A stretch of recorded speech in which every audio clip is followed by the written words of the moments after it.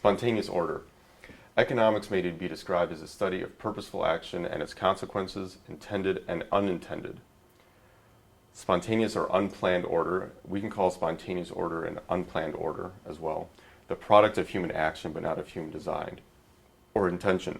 When you buy a pencil, you do not plan out that the graphite is going to come from a mine from, I don't know, Montana, the wood is going to come from Oregon, and the rubber is going to come from the Pacific Islands. Right? When we engage in buying and selling, we do not construct the distribution networks that come about. And so the economy, the free market, the market economy, is an unplanned or spontaneous order. That means prices coordinate human action. And one human action has unintended consequences all throughout the world that one action, we would never think about having those intended consequences. When we buy food, we don't think about the distribution networks. We don't always know about who we're supporting and what companies will grow as a result. Let's compare this to planned orders. A planned economic order would be the Soviet Union or North Korea or Cuba or Venezuela. That's where we have commissars and folks up top who are central planners who are trying to plan the economy. They're setting prices and wages. They have to make decisions about how much steel will be mined, where the steel will go. Should the steel be used on tanks, or should it be used on cars, or should it be used in construction? What grade of steel should we be making? All those choices have to be made at the central planner level, by a bureaucratic agency, by the government, where in a market order, prices simply dictate what is profitable, what is unprofitable, what should be produced and what shouldn't be produced. Of course, there are all sorts of imperfections in the market, but there are also many imperfections in planned orders or socialist economies.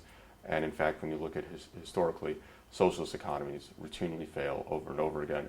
And the Soviet Union was lying about their GDP figures they were actually about a third lower than they were. So whatever the Soviet Union was saying, it would take a third of that, and that's what the GDP stats actually were.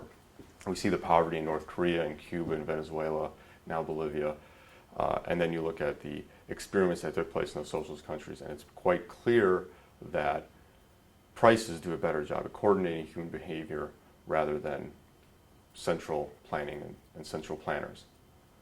So there's some other examples of spontaneous orders. The English language would be a spontaneous order. There is no central planner for this English language.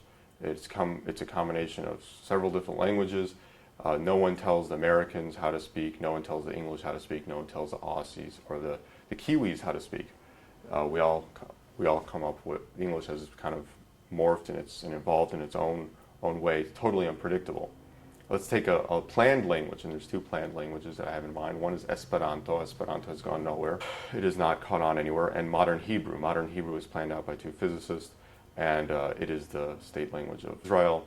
Without Israel existing, the state, Modern Hebrew wouldn't have caught on either. It needed the enforcement of its government to make folks speak and learn the Modern Hebrew.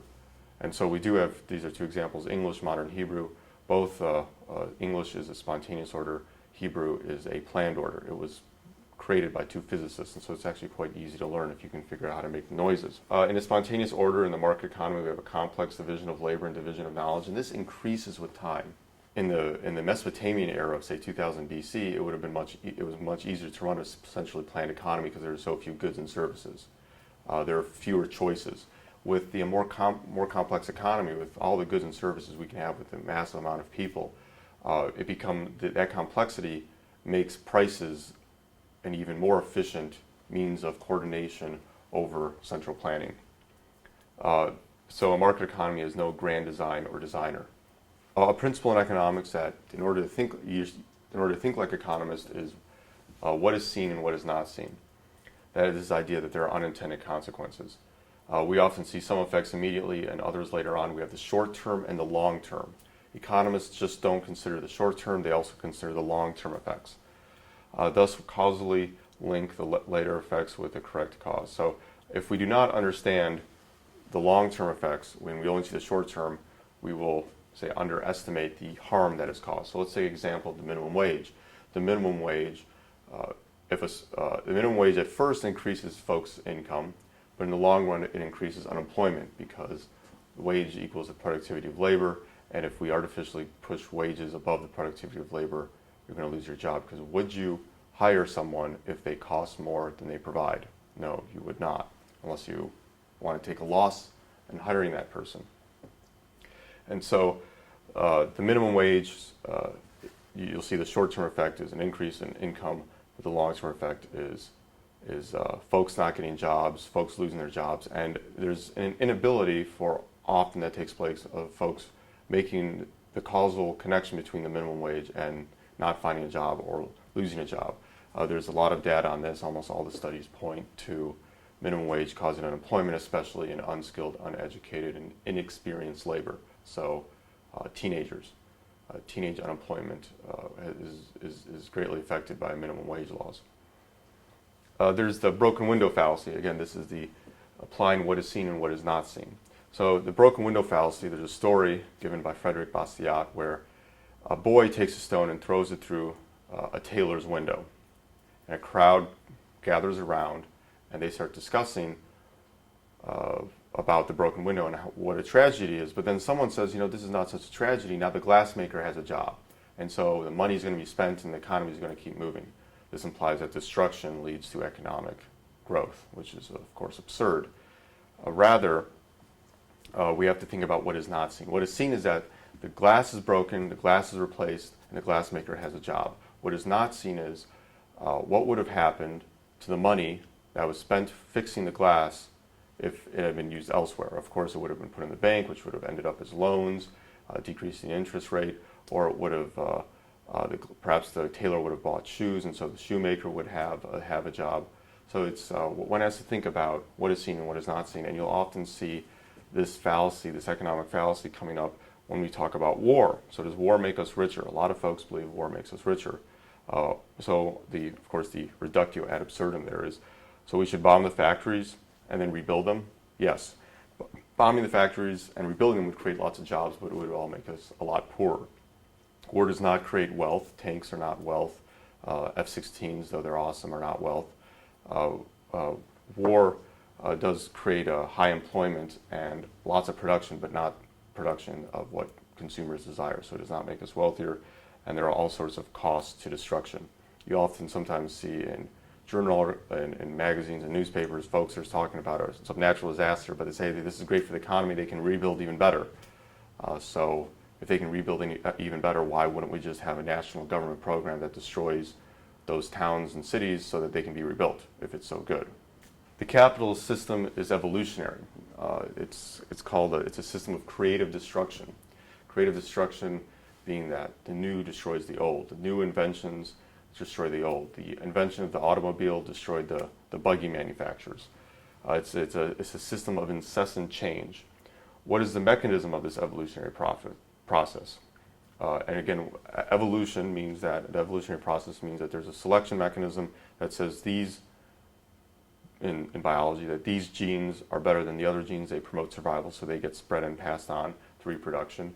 And the animals that don't reproduce, their genes don't get spread out. So in the market system, we have profit and loss. Profit means that you're doing the right thing. You can spread, you can grow.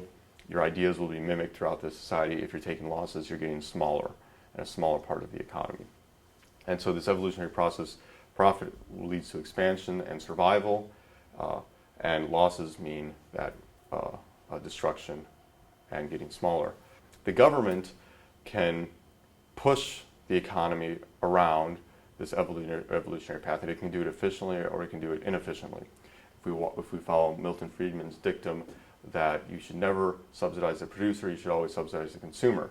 So the implication of this is that we should be subsidizing consumers of education, not producers of education. So we should be giving, say, vouchers to folks to buy education for their children rather than creating a monopoly institution called public schools, because the profit loss mechanism will not be active when we subsidize producers. In fact, when we subsidize a producer, when the government subsidizes a producer, it prevents the profit and loss from destroying, say, bad institutions, and so bad institutions can survive.